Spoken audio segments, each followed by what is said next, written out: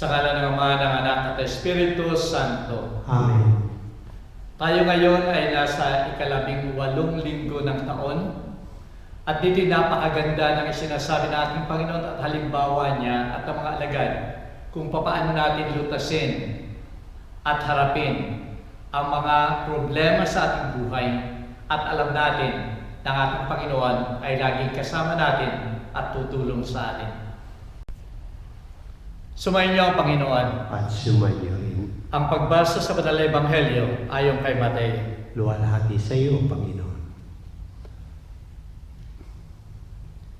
Nang panahong yun, nang mabalitaan ni Jesus ang pagkamatay ni Juan Bautista, lumulan si Jesus sa isang daong upang magtungo sa isang ilang na buok. Ngunit ang malaman iyon ng mga tao, ay nagsisunod sila sa kanya na naglalakad mula sa mga lungsod. Sa kanyang pag-ahon ay nakakita ng makapal na tao at nahabag siya. Kaya't pinagaling ang kalamangang may sakit.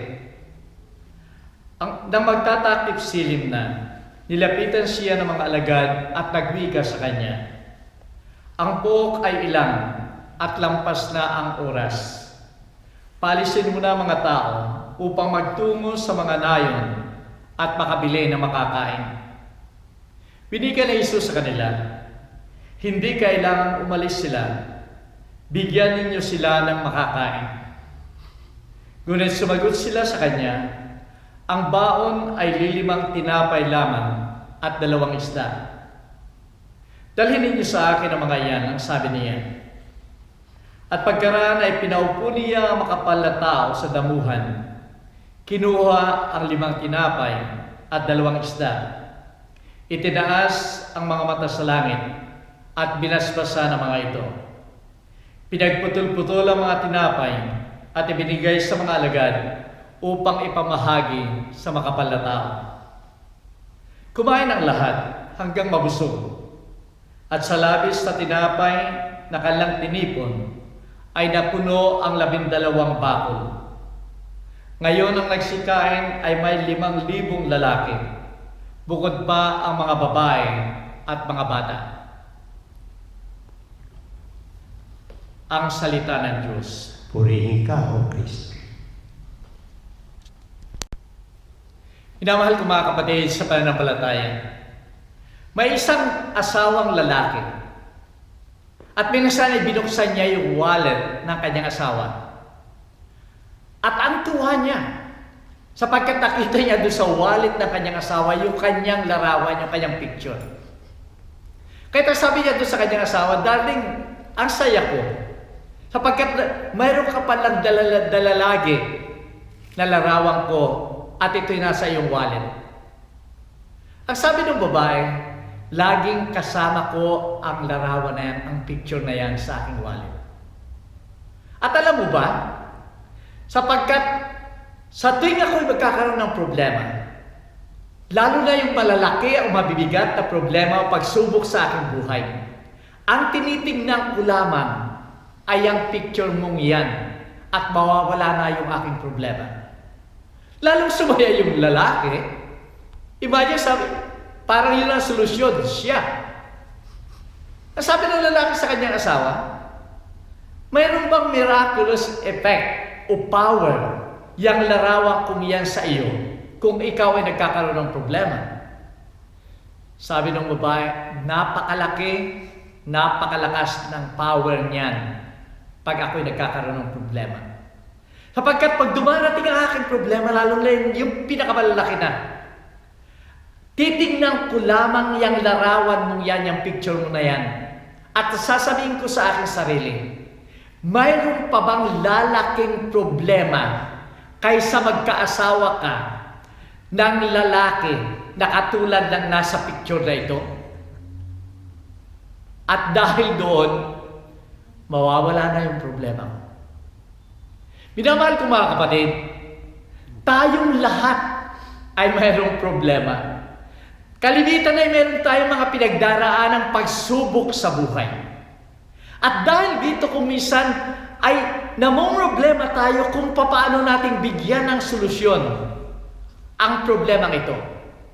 Sa Banal na Ebanghelyo ngayon, ay ganito ang naramdaman ng 12 alagad.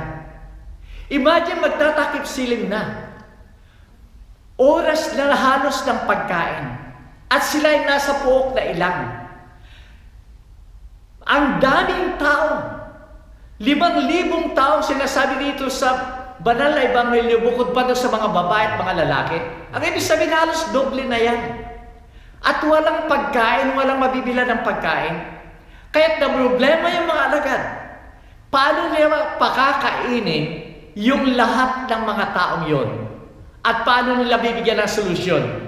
Yung pagkagutom ng mga taong yon, kung hindi nila mabibigyan ng pagkain. Sa linggong ito, minamahal ko mga kapatid, ay nais yung bigyan natin ng pagninilay. Yung pag-uusap ng ating Panginoon at ng mga alagad. At kung paano nila binibigyan ng solusyon ang problema. Tingnan natin, mayroong bang pagkakapareho o pagkakaiba? O kaya ay kulang yung ating ginagawa kung tayo ay nagkakaroon ng problema? Ihambing natin sa ginawa ng ating Panginoon at ng mga alagad upang mabigyan nila ng solusyon yung problema nila sa banal na ebanghelyo. Dito ngayon ay sinasabi ng mga alagad, ang problema nila ay yung sa dami ng tao at kung ano yung pagkakain. Kaya't ang sinabi agad ng mga alagad, pauwi na ninyo ang mga taong ito sapagkat magugutom sila. Wala silang pabibilang pagkain dito, wala tayong maibibigay na pagkain dito na makasasapat sa kanila. Maaaring sila ay pumunta sa ibang mga bayan o sa ibang lugar upang sila ay humanap, makabili ng pagkain. Subalit ano ang reaksyon? Ano ang sabi ng ating Panginoon? Nakita ng ating Panginoon na dapat bigyan lamang sila ng mercy, pagkaawa at compassion. Na dapat ay bigyan sila ng pagkain. Sila ay nangangailangan. Sila ay magugutom. At dahil dito, dapat sila ay pakainin o bigyan ng pagkain. Kaya ang sabi ng ating Panginoon sa kanila, kayo magbigay ng pagkain. Bigyan ninyo sila ng pagkain. Ang ibig sabihin ng ating Panginoon, na kayo ang magbigay ng pagkain, gamitin ninyo ang lahat ng mayroong kayo, resources, talents, kakayahan, upang bigyan sila ng pagkain. At dahil dito, inilabas ng mga alagad, 5 tinapay at 2 isda. Yun lamang ang kalang mga resources. Yun lamang ang kalang kakayahan. At sa pagsasabi nito sa ating Panginoon, ay sinasabi nila na sila ay may limitasyon. Mayroon silang mga kahinaan, kulang sa kanila. At dahil dito, nais nilang humingi ng tulong sa ating Panginoon. Naalala nila minsan, nang sila ay naglalayag doon sa dagat, lumaki yung alon, lumakas yung mga hangin, at sila ay lulubog na. At dahil dito, na makita nilang lumalapit ang ating Panginoon, ay dito sila humingi ng tulong, Panginoon, tulungan mo kami. Pababayaan mo ba kami mamatay sa dagat na ito? At dahil dito, tinulungan sila ng ating Panginoon. At yun ay hindi mawawala sa mga alagad. Na ang ating Panginoon ay hindi sila pababayaan kung tayo lamang ay lalapit at hihingi ng tulong sa kanila. Yun kaya lamang ang pagkakaiba natin. Kung minsan ay ayaw nating humingi ng tulong sa ating Panginoon. May mayayaman, may mga mapakapangyarihan na ang inaasahan lamang nila ay yung kanilang kakayahan at resources at walang puwang sa kanila ang ating Panginoon. Akala nila walang katapusan ang kanilang kayamanan, walang katapusan ang kanilang lakas, kaya't yung sarili lamang nila ang iniisip nila. Minamahal ko mga kapatid, ito ay isang malaking pagkakamali. Sapagkat sinasabi ng ating Panginoon sa isang ebanghelyo, ako ang puno at kayo ang mga sanga. Kung kayo ay mawawalay sa akin, mawawalan kayo ng buhay. Sapagkat ang buhay nyo, ang lakas ninyo ay nagmumula sa akin. At ito rin ang sinasabi ni San Pablo sa isa niyang mga sulat. Kung ako'y mahina, doon ko nararamdaman ang lakas ng ating Panginoon. At kung ako ay may mga pagsubok sa buhay, doon ko nararamdaman na ang ating Panginoon ay nakakasama ko at siya ang aking nagiging lakas. Maaaring masabi natin na tayo naman ay nagdarasal. Subalit kalimitan, ito ay pagdarasal ng paghingi ng tulong. At kung hindi agad natin maramdaman yung tulong na yon, yung suporta na yon, tayo ay tumitigil. Pero sa mga alagad, yung kanilang paniniwala, pagtitiwala at pagsampalasaya sa ating Panginoon ay nasa kanilang buhay at hindi sila mapapagod ng paghingi ng tulong sa ating Panginoon. At dahil dito, doon na lamang nila makukuha ang tunay na biyaya, ang tunay na tulong na nanggagaling sa ating Panginoon. Tanda ng pagtitiwala at pananampalataya sa ating Panginoon ay sinunod ng mga alagad ang utos ng ating Panginoon. Bigyan ninyo sila ng makakain. Yun ang ginawa ng mga alagad. Kung titingnan natin, lagi natin ini-interpret itong gospel na ito, na gumawa ang ating Panginoon ng himala sa pamamagitan ng 5 tinapay at 2 isda, ay pinarami niya ito hanggang ito ay maging sapat at labis sa lahat ng mga tao. Subalit kung titignan natin, mayroon pang isang interpretation na gusto kong ibigay sa inyo. Tayong lahat, kung tayo aalis ng bahay, halimbawa ay magpipiknik o may pupuntahan tayo, lagi tayong may baon, may sasakyan na tayo, ang dami ng tayong mabibilihan dyan sa mga daan ng pagkain kung tayo magugutom. Ito'y ilang na lugar. Wala silang sasakyan, naglalakad lamang sila. Alam nila na hindi sila makakauwi ng bahay sa panahon ng pagkain. Kung ganoon ang sitwasyon na yon, sigurado ang lahat ng yan ay may dala ng baon o pagkain. At sinasabi nga dito, nang sinabi ng ating Panginoon, bigyan ninyo sila ng pagkain. Pinagputol-putol nila yung 5 tinapay at yung 2 isda, na yun ay baon nila para sa kanila, para sa ating Panginoon, o kaya ay doon sa bata na nagbigay ng baon na ito. At alam nila nang kung ito ay para sa kanila, subalit ito ay binibigay pa rin nila sa kanila, sa kanilang kapwa. Yung mga tao doon na makita nila yung tunay na pag-ibigay, lahat sila naglabasan, inilabas nila yung mga baon nila. At yung mga baon nila maaaring hindi sapat, yung iba maaaring labis sapagkat nag-expect sila na malayo o kaya ay maaaring matagalan sila sa pagsunod sa ating Panginoon. Kaya't inilabas lahat nila yung pagkain na yon. At lahat, dahil lahat ay nagbigay, ito ay naging sapat. Ito'y labis na pagkain para sa lahat. Ganon din sa buong mundong ito. Ang pagkain sa buong mundong ito, kung ibibigay lang sa bawat isa, ay labis-labis para sa lahat ng tao. At ito ang himala na ginawa ng ating Panginoon. Pinalitan niya ang pag-iisip ng mga tao. Sa halip na makasarili, ay pagbibigay ang ipinalit niyang nararamdaman, pag-iisip ng mga tao. Tignan na lamang natin sa buong mundo ngayon, minamahal kong mga kapatid. Bakit maraming naghihirap? Tignan natin sa Pilipinas, bakit maraming nagugutom at naghihirap? Tignan din natin yung mga opisyal nating mga kurap. At kung ilang mga milyong mga pinagkukuha nila na dapat ay ipamahagi nila sa bawat Pilipino. Kung ito'y pinamahagi nila sa bawat Pilipino, walang nagugutom, walang naghihirap sa ating mga Pilipino. Minamahal ko mga kapatid, sana yung himalang yun ang maramdaman, makita ng mga leaders natin, hindi lamang sa Pilipinas, kundi sa buong mundo, upang walang nagugutom, walang naghihirap. Minamahal ko mga kapatid, ang mensahe sa atin ng ating Panginoon sa banal na Ebanghelyo ngayon, una sa lahat, tayo ay magtiwala sa ating Panginoon. Huwag lamang tayo magtiwala sa ating kakayahan, sa ating sarili, sa ating mga resources, kundi magtiwala tayo sa ating Panginoon na siyang magbibigay sa atin, kung hindi man solusyon, tulong upang mabigyan natin ng solusyon ang ating mga problema sa buhay.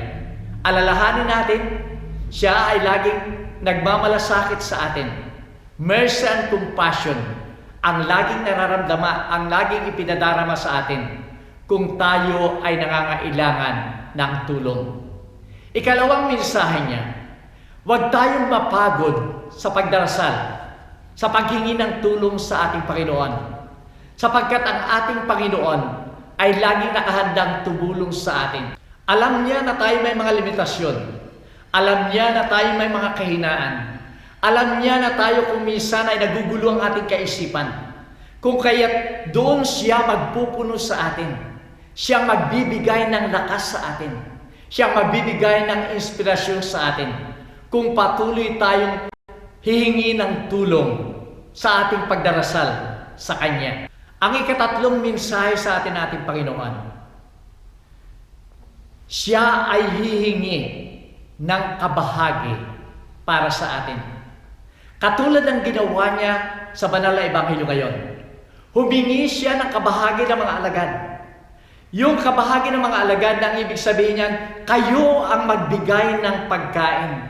Kayo ang tumulong sa Kanya.